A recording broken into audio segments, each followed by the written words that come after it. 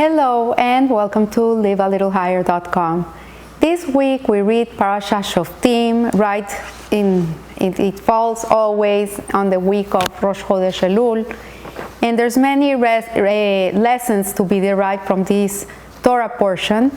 This week I came up with a teaching of the Lubavitcher Rebbe, where he teaches that there's parallel realm between the physical and the spiritual worlds.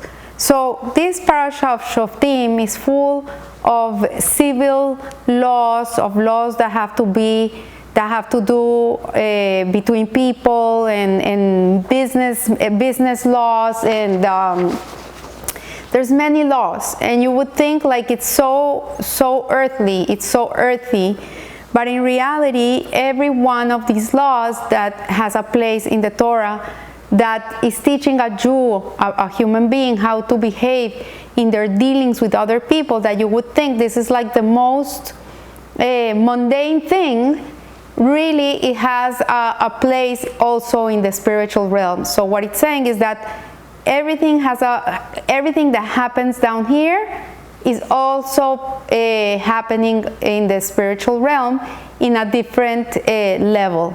So Hasidut explains that the Torah, although it comes from a spiritual place, really the Torah is not in the heavens, it's in the world, it's in the earth, it's in planet Earth.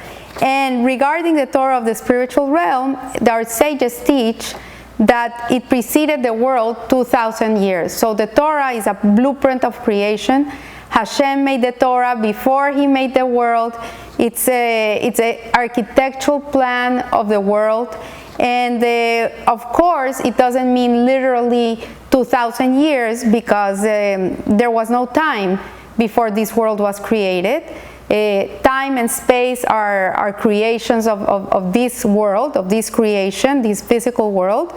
But what it means really, what it's saying is that the Torah is 2,000 levels above the world, whatever that means, 2,000 levels above the world, and that there is a spiritual aspect of the Torah. Also, we learn that the ultimate purpose of the Torah is to relate to this world and not to the spiritual worlds. It's the Torah is not in heaven. Lo b'shamayim hi. The Torah is not in heaven.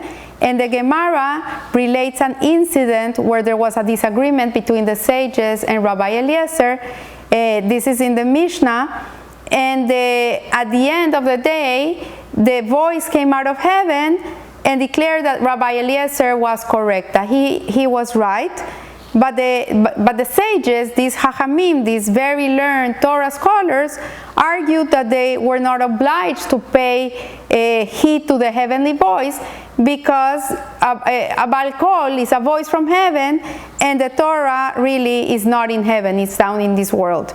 Similarly, there's another incident that we see in the Gemara, where when Hashem, Moshe is up in the mountain and he's receiving the Luchot, he's receiving the tablets, Hashem tells Moshe to explain to the angels why the Torah has to come down to the world. And the angels are beyond themselves. They can't believe that this treasure is going to go down to the world, that human beings are not going to take it seriously, are not going to respect it how it should be respected, that they're going to make fun of it, and that they don't understand why the Torah is going to come down to the earth. And Moshe Rabbeinu, he says to the angels, because you don't have a physical existence, and the Torah is designed to help human beings live up to being human beings. Like the Torah is the guide for a person of how he should behave, how he should think, how he should speak. It's not for the angels. And Moshe says to the angels, tell me something. Are you jealous? Do you suffer from jealousy? It says, no, jealousy, what's jealousy? We don't know what jealousy is. Okay, do you suffer from not honoring your parents? No, we don't have parents. Do you suffer from thievery, from from stealing. No, we don't steal. So Moshe said to the angels, that's why you see the Torah really is meant for the world. It's a blueprint of creation. Hashem created it for this lower realm. It's not something that is up there in the loftiest places of heaven. But nevertheless, the Rebbe teaches that there's two dimensions of the Torah. There's a physical dimension and there's a spiritual dimension, and they do exist. So when, for example, in this case of this Torah portion that we're talking about is civil law, where it says that if an ox gores another ox or gores a person, what has to be done with the ox and the owner of the ox, or if two people both claim that they found a certain object and they found it first, what are the laws for these rulings? And this may be understood in two ways. One is in the terms of the physical world, concerning practical legal decisions that have to be taken into consideration in this world. And then we have the spiritual aspect of the mitzvah that has a spiritual counterpart.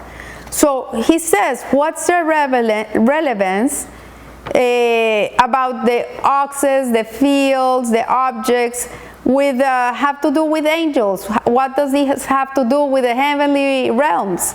And so he says that so each one of these concepts, a field, an ox, a slave, a lost object, all of these have a spiritual counterpart, and which is applicable even when we're in exile, when we're in Galut, and we don't have our temple and we're exiled. They apply the same nevertheless. So the Torah gives us an example, a specific example here. The Rebbe is giving us an example of this law of the cities of refuge. So in the times of the temple, there were 6 cities of refuge. They were called the Arei HaMiklat, where a person who had murdered somebody or killed somebody unintentionally had to flee to one of these cities to be protected from a relative of this person that had died in his hands, that he wouldn't take revenge on him and go and kill him too. So what is the heavenly, mystical, spiritual counterpart to a city of refuge, to a Arei HaMiklat? And the Rebbe explains that the entire matter can be interpreted in a spiritual sense. So in terms of a person's soul, who is the manslaughter? This is the soul. And who is the victim? And who is the relative who comes to avenge the unintentional killing? So this was a very, very intelligent law. The person that killed somebody unintentionally, he didn't want to kill him. For example, he was cleaning his balcony and suddenly he did like this with a broom, and something flew out of the balcony, and someone's walking in the street and something falls on his head and he kills the person. Obviously this was an accident. This person didn't want to really kill the person. But what happens is that human nature is that one of the loved ones of this person is going to want to take revenge on the person that unintentionally killed the family member. So what this person used to do was that he used to go to the city of refuge and he would immerse himself in Torah learning, and he could never leave this city unless the Kohen Gadol of the generation would pass away. So it says that the mother of the Kohen Gadol would come to the city of refuge, and she would give food to the people, and she would give them blankets, so they wouldn't pray for the Kohen Gadol to die. But the idea here that is very interesting is that if a person, God forbid, does something that is unintentional and he creates harm to another human being, like for example, you bump your car into somebody, or you put your foot and someone falls down and breaks his neck, all these things that you didn't want to harm a person. The question is, the person would go to the city of refuge. The question is, okay, why was I that tool in the hand of Hashem to make this person die. Because the person that passed away was going to die anyways. It was his day. He was going to die. Either he was going to fall down or he was going to have a heart attack. No matter what, it was his day. But that Hashem put you as the instrument for the demise of this person, then that's something that the person had to go into the books and learn Torah and see what was lacking, what was faulty in his soul, what was lacking there, that he felt and he was the tool for this misfortune. So the Rebbe, he explains that each Jew compromises of a body. We have an animal soul, we have a godly soul, and the later is referred in the Tanya actually as a piece of God on high, Mamesh, a piece of Hashem. So the godly neshama, or the neshama elokit, as it's known, it's a spark of Hashem that we carry within us. It's holy, it's pure, it's untainted. It doesn't matter what that body does, that soul is pristine his whole life. And then a person has this animalistic nature that is the one that gives us these temptations to transgress. You can call it the Yetzer Hara, the Neshama HaMahabit, the vivifying soul. You can give it many other names, but basically this other soul is there to give us keep us alive, obviously, because it's instinctive. So a person eats, a person sleeps, a person takes care of his needs so he can be healthy. This is part of the animal soul.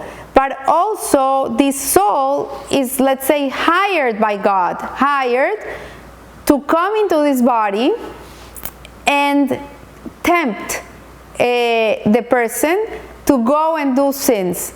It's an evil inclination, but it really comes from Hashem. It's not that a person is evil. It's that the temptation is within, and the person has to go through his life fighting these temptations.